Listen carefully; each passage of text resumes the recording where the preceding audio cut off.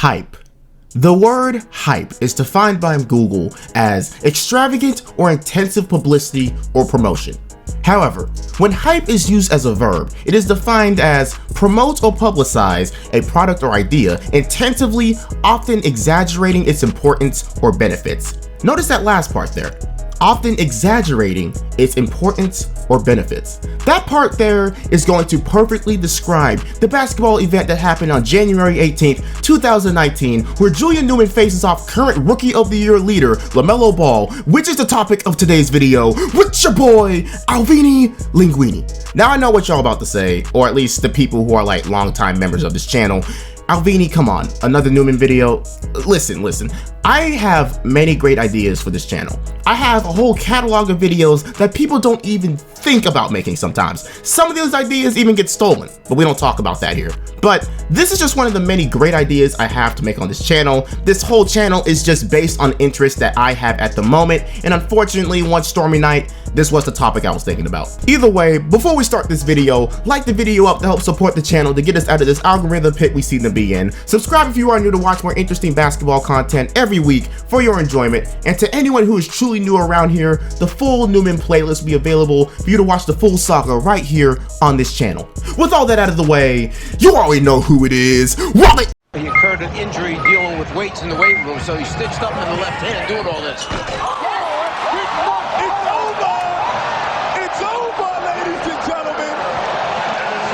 Alright, to start things off, how do we even get here in the first place to even have this game that I think is the most overrated basketball event in human history? Well, first off we have Julian Newman, a 5'7". Wait, seriously? Let's try this again. First off, we have Julian Newman, a shorter than average unrated recruit who at the time played for Downey Christian School in Orlando, Florida, where he would amaze the masses with his long range shots, dribble moves, and flashy plays. In that season overall, his stats, according to maxpreps.com, claim to be 32 points a game, 5 rebounds, 7 assists, and almost 3 steals a night.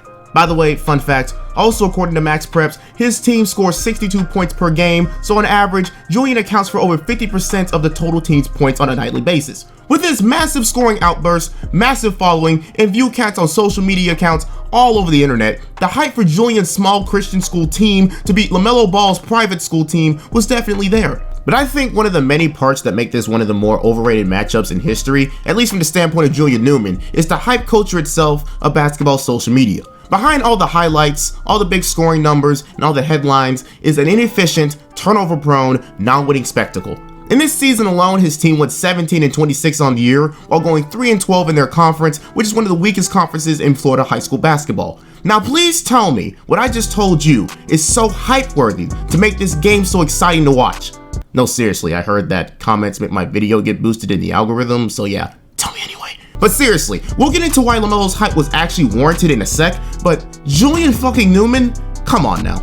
And let's also put in consideration that the team he is playing with, outside of Emmanuel, I don't want to say his last name wrong, so I'm just going to skip over that, probably aren't in the same tier as Spire's B team. So seriously, tell me why you, yes you, if you're a part of that crowd, was hyped to see Julian Newman perform against the 3rd overall pick of the 2020 NBA draft.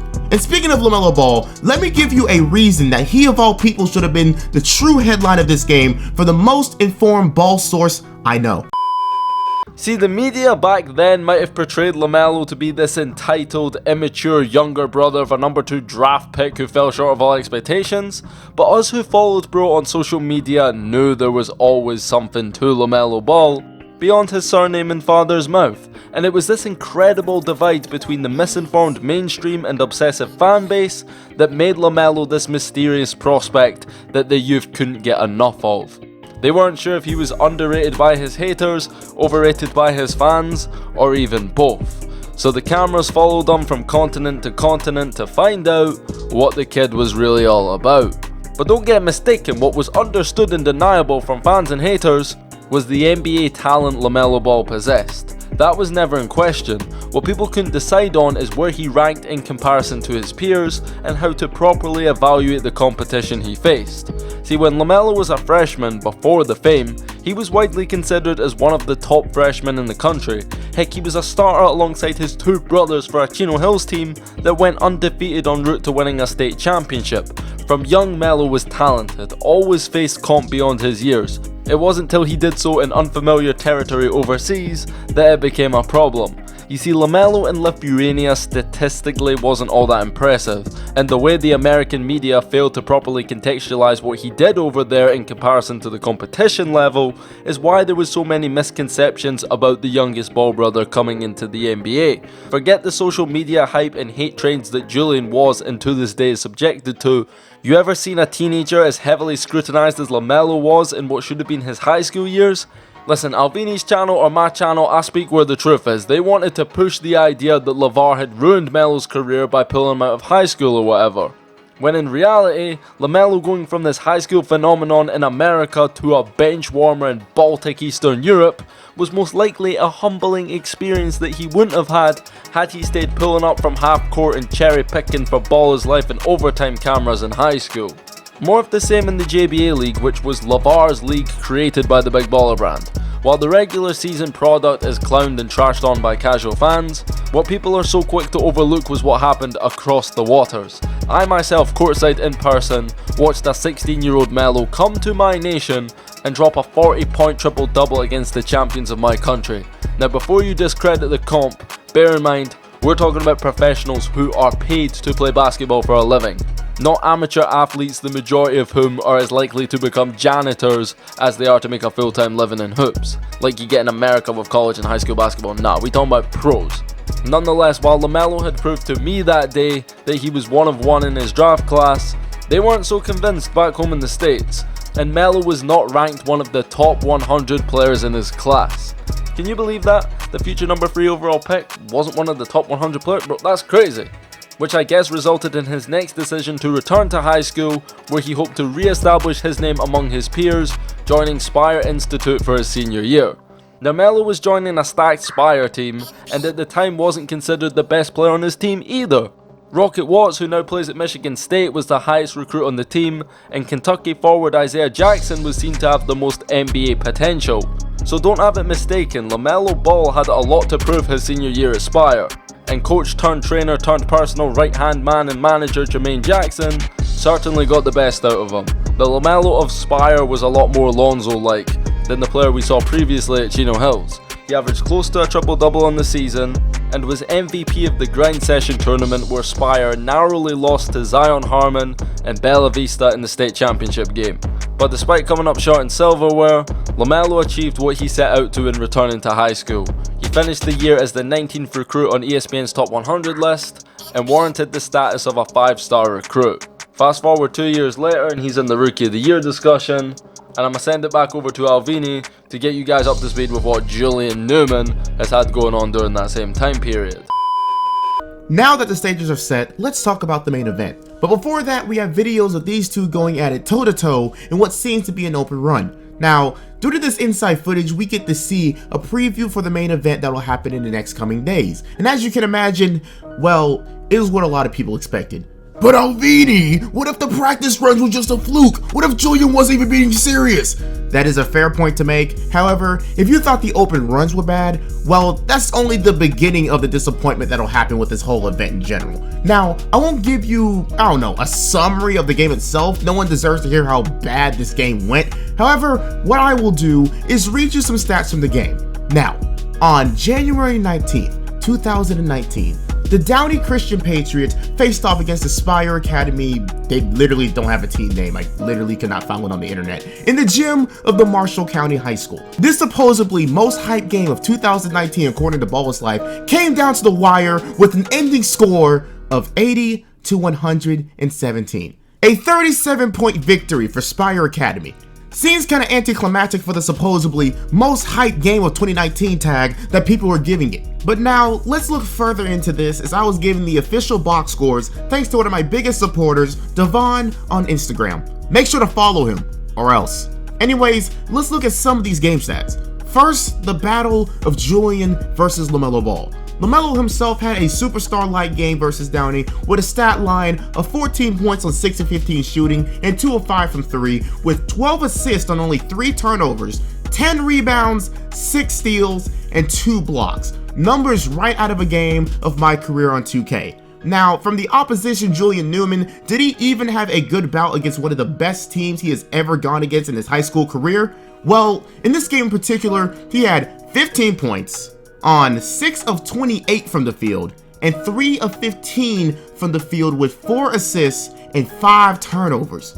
Can someone please explain to me why this game was hyped for any reason, shape, or form? And before y'all give me the, "Oh, Alvini, stop hating on him so hard, he can't keep up with Spire," that may be a fair point, but his individual performance shows that his play should not be compared to Lamelo's in the slightest, to where we have to have a whole game that headlines the two. But let's continue to recap this game with some more stats.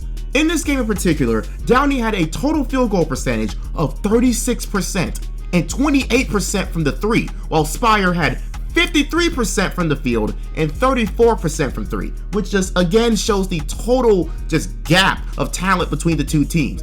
Again, why did we even get hyped for any reason other than to see a dunk contest from Spire as they relentlessly went after Downey like it was a ghetto AAU tournament? And to my viewers who know anything about those AAU tournaments in the hood, you know exactly what I'm talking about right now. In the end, all we got out of this experience and the game itself was disappointment in Julian Newman for his performance, even though a lot of people didn't want to admit that they saw it coming. Confirmation that the Lamelo and Julian Newman comparison should have never been a thing in the first place. A lot of views on YouTube from Ball's Life, Overtime, and other companies alike, and some very annoying videos during that span, mine not included. Now, as an outro question, let me just ask one thing. Why? Why do certain things like this get hyped up the way that they do? Now, as a person who always struggles with comprehension of some things, I just seriously want y'all to explain to me why shit like this always get hyped the way that they do. We obviously knew who was going to win, yet the blind hype was still there to see Julian shoot terribly and to see his team get blitzed out the gym. Stuff like this and seeing the Paul brothers literally just make me gag at the sight that people can find this stuff entertaining. And if I sound like a hater, please excuse me, as I'm just a very critical person with a sharp tongue.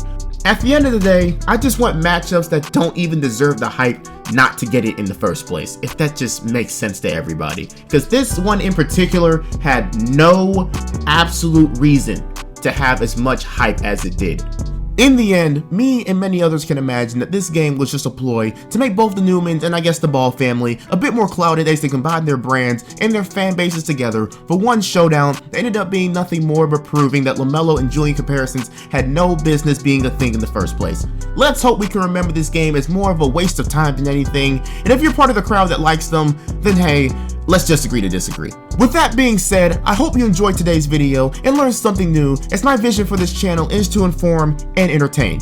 All replies will be appreciated in the comment section below, as I read all of them and respond to a good bit of them. Again, like the video for more weekly basketball content, check out my social medias for the Insta life of Alvini and other channel news, check out my Twitch where I stream weekly and have to go through shit like this all the time. What is this? What is this game? What is this game? Look at Rick Carlisle fucking jacking off Eric Steele. His whole hand was in his fucking... And lastly, if you want to talk to your boy, there is always my Discord. Links in the description. With all that out of the way, this is your boy, Alvini Linguine. Saying peace. Also, that Jake Paul fight. Yeah, that shit was rigged.